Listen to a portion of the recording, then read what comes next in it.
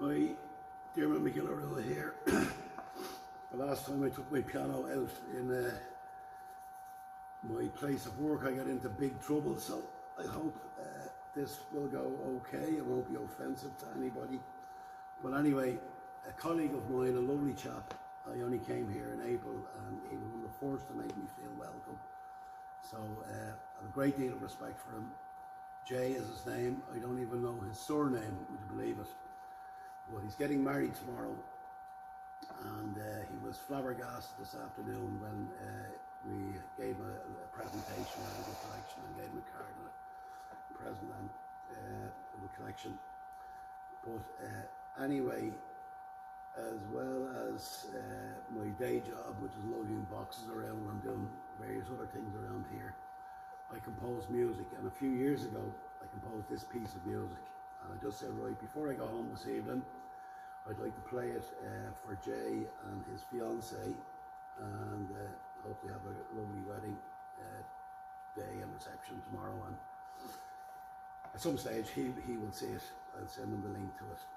But it's the piece is entitled, appropriately enough, Beannacht Dé, or the Pósadh, the blessings of God on your wedding. I didn't think of playing it for him today, but I'm going to play it now.